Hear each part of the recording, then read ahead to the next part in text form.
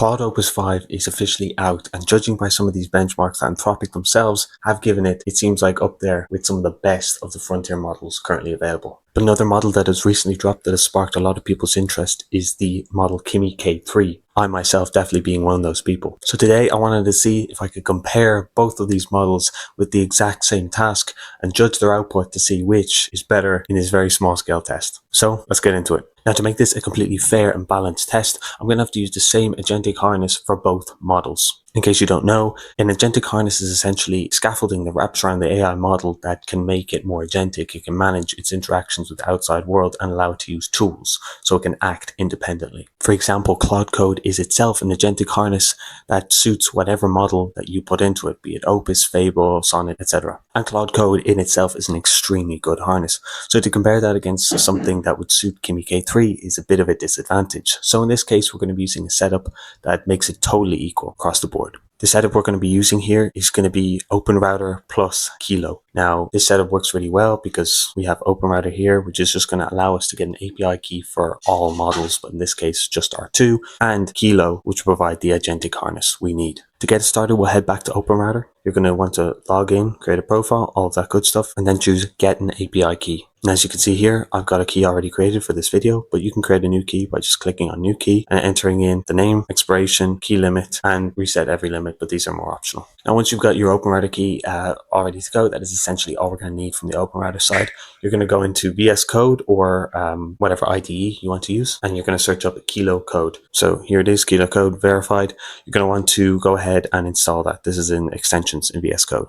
Once you've got Kilo Code installed and all ready to go, you just want to click on the Kilo Code icon really quick here, the gear symbol, so settings. And what we're going to have to do is we're going to have to add in our OpenRouter API key. So Kilo Code takes the models from OpenRouter essentially. So what you're going to do is go into providers, and then you're going to want to configure OpenRouter. Now, I believe it should be along here, but if you can't find it, you can just search for it right at the bottom here. When you selected OpenRouter as a provider, it's just going to ask you to input your API key. Super simple process. You just put in the key that you got from OpenRouter, and then it's all set up for Kilo. When you've gone and configured that all good, all we want to do now is we want to star our two models so we can have them right there, good to go. It's not totally necessary, but it's a nice step just to make things a bit easier. So as I said at the start, this is going to be a test between Claude Opus 5 and Kimi K3. So you're going to want to search up those two models and star them. It's important to note that there will be variations of the models. So Claude Opus 5 Fast, so maybe max thinking mode. I think there's a few of them like that, but it's important we want to keep them just to the base configurations so we can have a fair and honest test. Okay, so what exactly are we going to be testing them on? So to test both these models, as I said, I've chosen my own sort of test, heavily biased, of course, but listen, for the point of this video, I think it'll work well. Essentially, we're going to give both of these the exact same prompt, and we're going to tell them to design a prehistoric video game kind of simulator. So in the age of the dinosaurs, you're a user, you're walking around, you can view all this stuff going on. It's a simulator of sorts, and we're going to want to see which one makes a better sort of photorealistic visual experience. So what we're going to want to do is copy that, go over here, and to start off, we're going to go with Opus 5 and see what it's going to give us. Also, a quick note before I actually send off this prompt, I'm going to configure reasoning effort to medium for both of them, just so, again, it's more balanced. It's not low or high. It's not one end of the extreme. Now, Claude has just come back with the results. As we can see here, it's finished developing the game. And if we go into check activity on OpenRouter, we can see the total cost came to $23.75. Now, that is quite expensive considering the build, but it is Opus 5, so hopefully it will be worth it. We can see some other stats about the run here. And other than that, it was a relatively clean run. There was one instance where I just had to prompt it to continue, but other than that, very clean. Okay, so instead of actually viewing what Opus 5 outputted, what we're going to do is we're just going to give the same prompt back over to Kimi K3, as we can see here, and we're going to just be situated in a new project folder just so things don't get too messy. So we're going to just go ahead and click Kimi K3 here, OpenRouter, make sure it is OpenRouter, and we're going to go ahead and send that off and see what it comes back with. Also, a little note there that back in Claude Code settings or Opus 5 settings, it had reasoning effort. Kimi K3 does not have that. It has reasoning effort as instant or thinking. So it is slightly different, but I don't think it should make a massive difference. Hopefully not. Okay, so Kimi K3 has just finished up here, and the immediate difference that I can tell you straight away is that it took far, far longer to actually complete its output. but that was due to the fact that it was very much hell-bent on iterating again and again. Unlike Opus, which kind of had a better first attempt, Kimi K3 reiterated over and over again, and I did prompt it a couple of times to try and get it to, finish up. Obviously, that's kind of against the nature of the test, but it was taking so long really to do the same changes as you can see here. Really, really similar. And it was just changing them maybe by a tiny amount, or maybe not at all, the background design, etc. And it just was taking an incredibly long time. So I had to prompt it kind of to speed it up. But the actual process of one-shotting the app and getting it running, getting most of it up and running was incredibly quick. And the cost as well was so cheap. Okay, as we can see here in Open Router, $26.53 total spend. You can see here, out of that total, $2.78 was Kimi K3.